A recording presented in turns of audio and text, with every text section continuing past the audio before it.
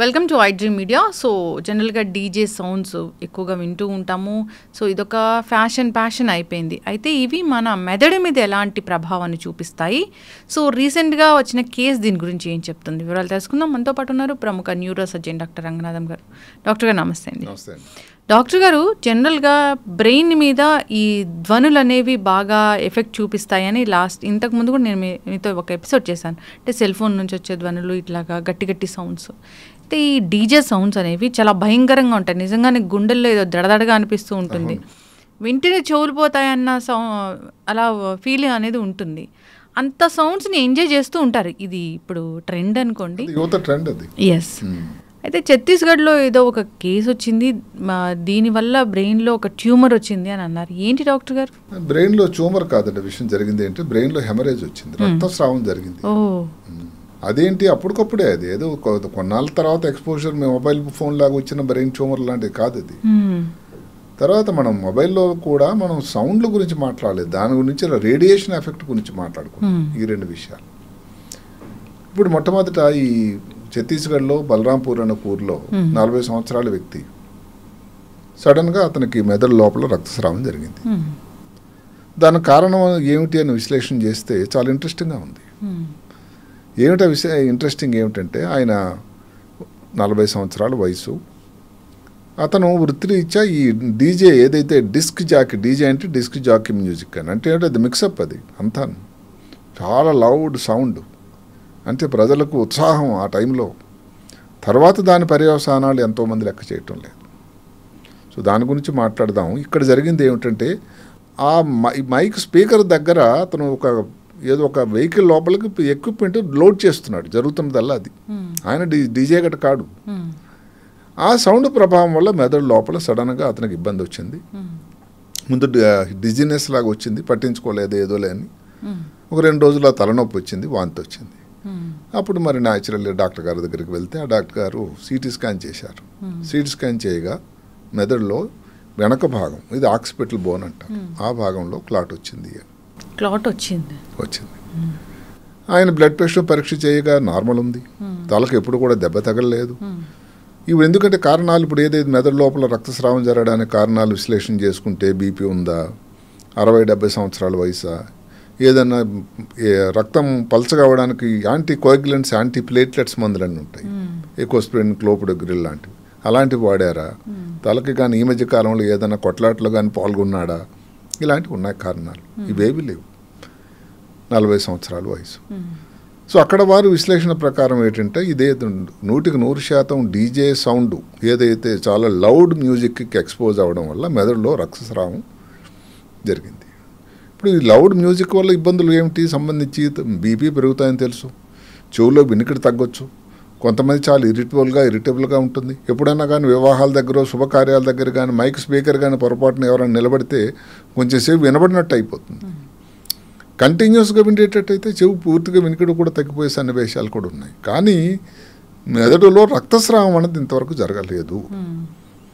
రక్తం దానికి ఏదైతే ఉందో బీపీ, బ్లడ్ రక్తపోటు బాగుంది కాబట్టి ఇదంతా కూడా ఆ డీజే మ్యూజిక్ వల్లే వచ్చిందని వాళ్ళు విశ్లేషణ చేశారు.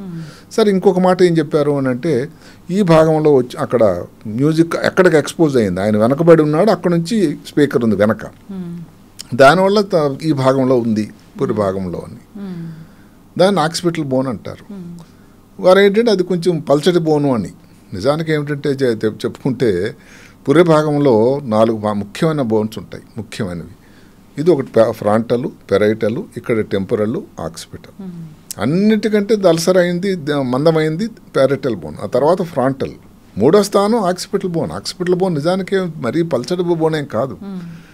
మరి దాని లోపలికి ఎందుకు వచ్చింది అని చూసినట్టయితే అది కూడా నా ప్రకారం సరిపోవటం లేదు. ఇప్పుడు బ్లడ్ ప్రెషర్ కోసం విశ్లేషణ చేస్తే భారతదేశంలో 40 నుంచి 59 సంవత్సరాల వయసు వాళ్ళలో 54.5 మందికి ఉంది బ్లడ్ ప్రెషర్. అది తీసిపడేదానికి కూడా లేదు. అయితే ఆ రోజు అక్కడ రికార్డింగ్ చేయగా బ్లడ్ ప్రెషర్ నార్మల్ ఉంది కాబట్టి బ్లడ్ ప్రెషర్ నిజానికి పూర్తిగా లేదు, ఆ ముందు నుంచి ఉన్న ఏదో కారణాంతరం వల్ల ఆ రికార్డింగ్ నార్మల్ ఉందా కూడా ఆలోచన చేయాల్సి ఉంటుంది. ఇప్పుడు బ్లడ్ ప్రెషర్ ఉందా లేదా అంటే చూడాలంటే కొన్నాళ్ళ నుంచి అతను ఇంతకుముందు చూపించుకోలేదనుకోండి, ఎందుకంటే 54.5% అనేది చాలా ఎక్కువ కదా. అంటే సగం కంటే ఎక్కువ మందికి భారతీయుల్లో ఉంది 40 సంవత్సరాలు పైబడిన వాళ్ళకి.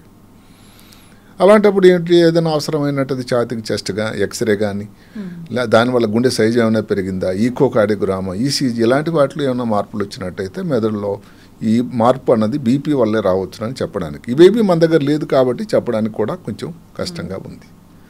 ఇప్పుడు సౌండ్ గురించి మాట్లాడుకుంటే మామూలుగా మనం ఇద్దరం మాట్లాడుకుంటున్నాం. ఈ సౌండ్ తాలూకా ప్రమాణ సూచిక ఏమిటంటే DBS అంటారు, డెసిబిల్స్ అని. నార్మల్గా మన ఇద్దరు మాట్లాడుకున్నది 60 నుంచి 70 డెసిబిల్స్ అండి. ఇప్పుడు ఎవరైనా ఇప్పుడు రెసిడెన్షియల్ ఏరియాస్ ఉన్నాయనుకోండి, ఇప్పుడు ఎవరైతే అందరూ ఇంటి దగ్గర ఉంటారో అది అక్కడ 55 నుంచి 45, అంటే రాత్రి మీద 45 డెసిబిల్స్, పగలైతే 55. కమర్షియల్ కాంప్లెక్స్ అంటే కొంచెం మాటలు ఎక్కువ అవుతాయి కదా, 55 నుంచి 65. అంటే రాత్రి ఇప్పుడు కూడా తక్కువ ఇచ్చారు. ఇది ఒక నిర్దేశకం, ఇవన్నిటికీ ఉన్నాయి పర్మిసబుల్ లిమిట్స్ అని. లేదు ఎక్కడైనా ఇండస్ట్రియల్ జోన్ అనుకోండి 75 నుంచి 80 వరకు. మీరు నమ్మండి, ఈ డీజే వల్ల 110 నుంచి 130 వరకు డెసిబిల్స్ వస్తున్నాయట. అంటే ఎంత ప్రమాదమైన సౌండ్ వినండి. అంటే అసలు ఏం జరుగుతుంది డాక్టర్, ఒక సౌండ్ వెళ్తుంది చెవులోంచి, చెవు కింద మెదడుకి ఎన్నో మైలు దూరం లేదు కదండి. ఈ సౌండ్ తాలూకా ధ్వని తరంగాల తాలూకా ఇబ్బంది. ఇప్పుడు అదే కాకుండా డీజే అన్నది ఒకటే కాకుండా ఇప్పుడు ప్రపంచం నడుస్తున్న పద్ధతిలో ఈ నాయిస్ పొల్యూషన్ అనేది చాలా ఎక్కువైపోయిందండి. రోడ్ ట్రాఫిక్ కానీ, రైల్వే ట్రాఫిక్ కానీ, ఎయిర్ ట్రాఫిక్ కానీ, ఏదైతే ఒకప్పుడు విమానం ఎక్కితే పెద్ద గగనంలా ఉండేది, ఇప్పుడు విమానయానం భారతదేశంలో చాలా ఈజీగా అయిపోయింది. సంతోషమే, అందరూ వెళ్ళాలి, బట్ కానీ ఆ సౌండ్ అనేది వస్తూనే ఉంటుంది. అదే కదా ప్రాబ్లం. బిజినెస్ క్లాస్లో అదే కాకుండా బాంబే లాంటి పెద్ద పెద్ద నగరాల్లో ఏదైతే ఎయిర్పోర్ట్ దగ్గర ఉండేటువంటి పై అంతస్తు వాళ్ళకి ప్రమాదం ఎక్కువట. అది కూడా ఒక స్టడీ జరిగింది. ఇండస్ట్రీ అనేది చాలా ముఖ్యం, కానీ ఇండస్ట్రీ వాళ్ళు వచ్చే సౌండ్స్, ఇంకా లాస్ట్లో ఏమిటంటే ఎంటర్టైన్మెంట్ కోసం ఇలాగ ఏ కారణాల వల్ల వచ్చినటువంటి సౌండ్ల వల్ల కూడా నాయిస్ పొల్యూషన్ అని అందరూ ఎయిర్ పొల్యూషనే మాట్లాడుతున్నాం. నాయిస్ పొల్యూషన్ తక్కువేం కాదు సుమండి. ఇప్పుడు మన హైదరాబాద్లోనే తీసుకోండి, నాయిస్ పొల్యూషన్ మ్యాక్సిమంగా ఉండే ప్రాంతాలు మీరు నమ్ముతారా? అన్నిటికంటే జూబ్లీ హిల్స్, ఏదైతే హైఫై ఏరియా అని అనుకుని అందరూ అనుకుంటారో, జూబ్లీ హిల్స్లో ఎక్కువ నాయిస్ పొల్యూషన్ ఉందట. ఇది ప్రభుత్వం వారి గణాంకాలు, తెలంగాణ ప్రభుత్వం వారి. ఆ తర్వాత తార్నాక, ఒకటిపల్లి వెనక లేదు, మధ్యలో ఎక్కువ జీడిమెట్ల లేకపోతే సనత్ నగర్ ఈ ప్రాంతాల్లో ఎక్కువ ఉంది. ప్రపంచంలో తీసుకుంటే అన్నిటికంటే ఎక్కువ ఉన్నది ఎక్కడంటే ఢాకా.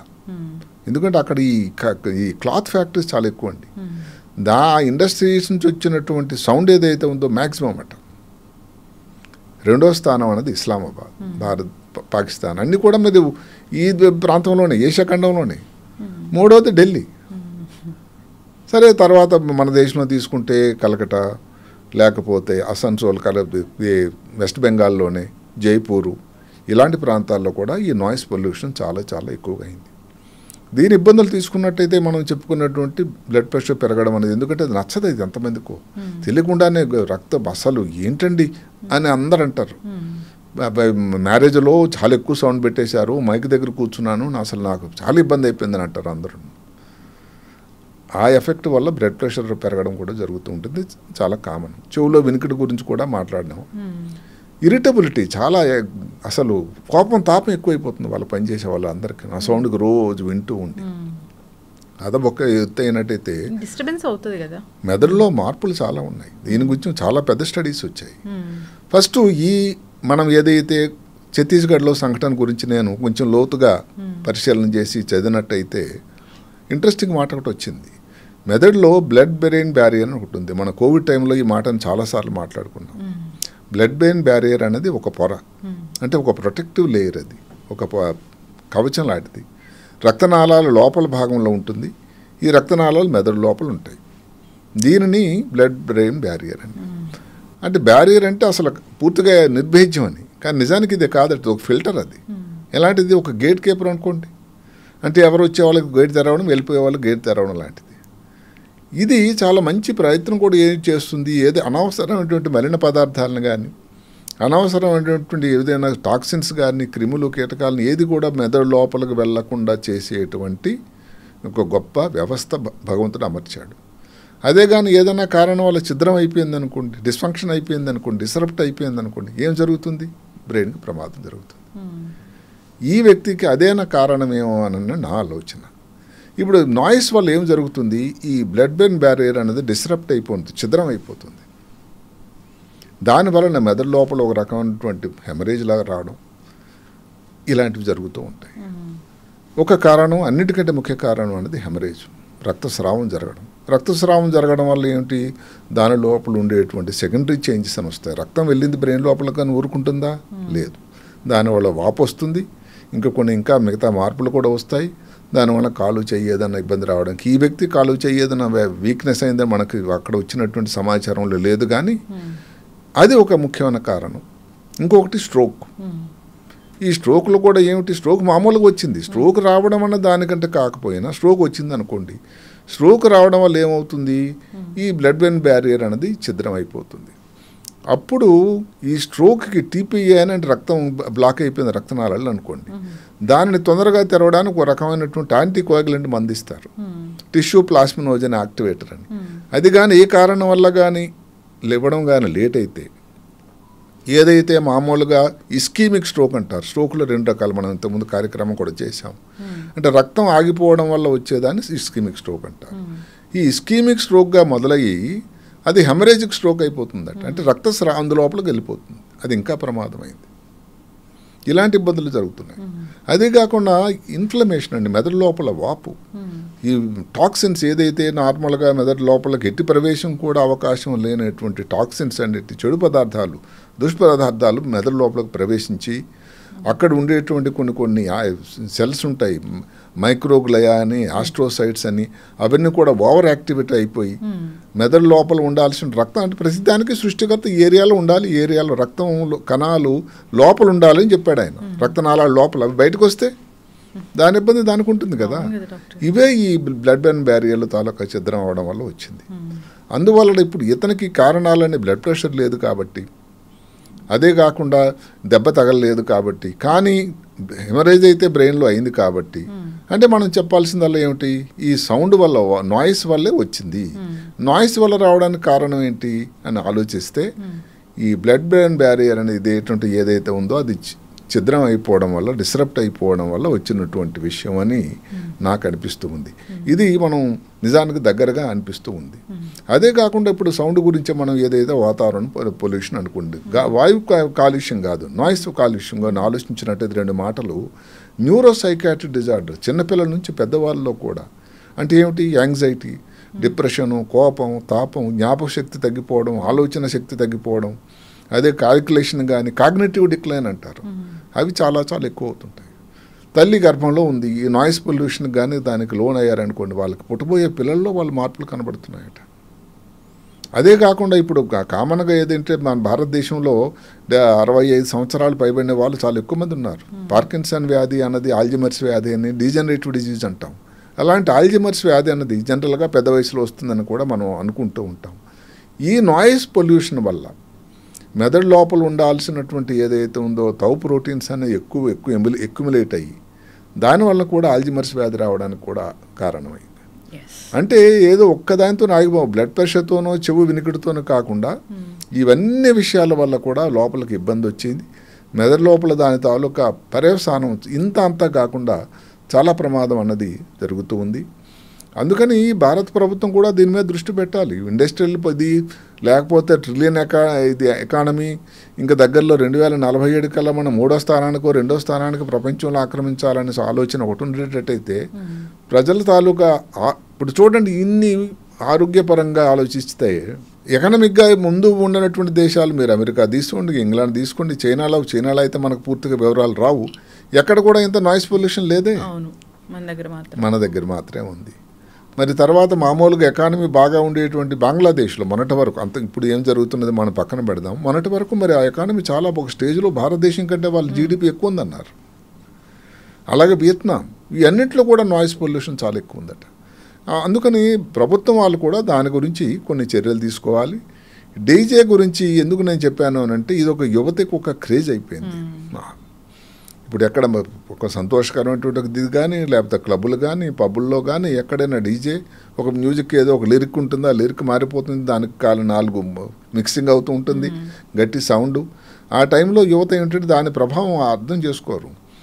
తర్వాత కాలక్రమేణా నిద్ర తక్కువ అయిపోవడం, ఇరిటబిలిటీ అయిపోవడం, ఇందాక చెప్పాను న్యూరో సైకాట్రీ ప్రాబ్లమ్స్ సరే ఇన్ని ప్రాబ్లమ్స్ తర్వాత స్ట్రోక్ కానీ హెమరేజిక్ స్ట్రోక్ రావడం కానీ లేకపోతే బ్లడ్ బ్రెయిన్ బ్యారియర్ అన్నిటికంటే ముఖ్యమైనటువంటి ప్రొటెక్టివ్ లేయర్ ఏదైతే కోవిడ్ టైంలో ఎవరికైతే ప్రాబ్లం వచ్చిందో అలాంటివి రాకుండా ఉండడానికి ఉపయోగపడిన పొర కానీ దానిలో రంధ్రాలు కానీ తెరయనట్టయితే అసలు వ్యక్తిత్వం మళ్ళీ ఒరిజినల్ వ్యక్తి కావడానికి ఆస్కారం ఏది ఉండదట. అందువల్ల నాయిజు ఈ పొల్యూషన్ మీద కూడా నాయిస్ బోర్డ్స్ అని ఉన్నాయి. పొల్యూషన్ బోర్డులో అందరూ కూడా ఒక వాయు కాలుష్యం మీద దృష్టి పెడుతున్నారు. దయచేసి వీటి మీద కూడా దృష్టి పెట్టాల్సినటువంటి, అదే కాకుండా అందరికి కూడా ఏంటంటే గుండె మీద ప్రాబ్లం వస్తుంది, గుండె పోట్లు వస్తున్నాయనో లేకపోతే బ్లడ్ ప్రెషర్ ఇందాక మనం చెప్పుకున్నట్టుగాను నాయిస్ వల్ల అనేది ఉన్నాయి. మెదడు మీద దాని ప్రభావం ఉంది చాలా తక్కువ మంది గమనించారు. ఇది ఒక పెద్ద ప్రాబ్లము. మనకు ఏదైతే ఛత్తీస్గఢ్లో రావడం సంతోషమే కాకపోయినా దాని బట్టి ప్రభుత్వానికి ప్రజలకి అందరికీ ఒక మేలుకొల్పు. దీని నుంచి సౌండ్ తగ్గించాలి. ఎందుకంటే పెర్మిసిబుల్ సౌండ్ ఇద్దరు మాట్లాడుకునేటప్పుడు 70 డెసిబుల్స్ అయితే 130 డెసిబుల్స్ దగ్గర నార్మల్ ఎట్లా అవుతుందండి? మెదడులో దాని ప్రభావం ఉంది, అందులో చెడు ప్రభావం రాకుండా ఎట్లా ఉంటుంది? ఇలాంటివన్నీ అందరూ కూడా ఆలోచించాల్సింది. ఇది కొన్ని మన చేతిలో లేనివి. ఎవరి మీద రోడ్డు మీద వెళ్తుంటే యాక్సిడెంట్ అవుతుంటే చాలా వరకు మన తప్పు ఉండకపోవచ్చు. ఇది మన చేతుల్లో ఉన్నవి. మ్యూజిక్ ఎంజాయ్ చేయడం నేరం కాదు. దయచేసి ఏదో మేము దాన్ని తప్పుగా మాట్లాడుతున్నాం కాకపోయినా అంత సౌండ్ డెసిబుల్స్ అన్నది. అదే కాకుండా ఇప్పుడు పర్సనల్ హీరింగ్ లిమిట్స్ అని ఉన్నాయి. కొంతమంది ఇవన్నీ పెట్టుకుంటూ తిరుగుతుంటారు పిల్లకాయలు.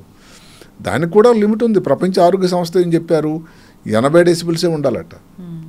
అయితే ఆ సౌండ్ బయటకు వినబడదు కాబట్టి ఆయన ఎంత పెట్టుకున్నాడో ఆయనకే తెలుస్తుంది. ఇవన్నీ ఎందుకు నిర్ధారణ లేకపోతే సూచనలు ఇచ్చారంటే ఇవన్నీ దానివలన మీకు ప్రభావం తక్కువ ఉంటుంది. ఇప్పుడు రాత్రిపూట అనుకోండి, ఎందుకు 45 డెసిబుల్ చెప్పారు రెసిడెన్షియల్ ఏరియాస్లో. అక్కడ ఉంటే రాత్రి అంతా నిద్రపట్టలేదు అబ్బాయి అని అంటారండి. పక్కన చాలా సౌండ్ అవుతుంది, పక్కింటి పెళ్ళి ఏదో అయింది అని అంటే నాకు నిద్రపట్టలేదు అంటారు. మరి దానికి అదే కానీ కంటిన్యూస్గా ఇప్పుడు రణగుణధ్వని రాత్రి అంతా ఎక్కడో ఇండస్ట్రియల్ ఏరియాలో కానీ ఇల్లు తీసుకొని ఉంటే దానివల్ల ఆరోగ్యం ఎంత డ్యామేజ్ అవుతుందండి. అదే కాకుండా అక్కడ పుట్టే పిల్లలు తర్వాత స్కూల్లో కానీ కాలేజీలో కానీ వాళ్ళ తాలూకా పనితనం, వాళ్ళ తాలూకా ఎబిలిటీ, కమ్యూనికేషన్ కానీ ఇవి ఎంత తేడా అవుతుంది.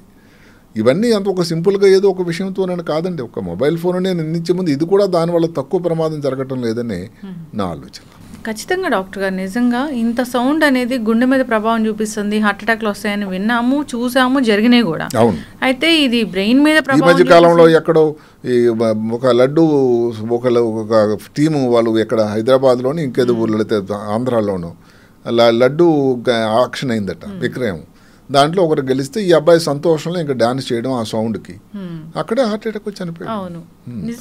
కానీ మెదడులో ఇలాంటి ప్రాబ్లమ్స్ వస్తాయి, ఇంత ప్రమాదకరమైన ప్రాబ్లమ్స్ వస్తాయి అని ఇంతవరకు దాని గురించి ఒక నిర్ధారణ కానీ సూచనలు కానీ జరగలేదు. ఖచ్చితంగా దీని గురించి చర్యలు తీసుకోవాలని కోరుకున్నాం. ఆదేశాలు వెంటనే జారీ చేయాలి. ఇది ఆరోగ్యానికి హాని చేసేదే కాదు, అసలు ప్రాణాలే పోతాయి దీనివల్ల.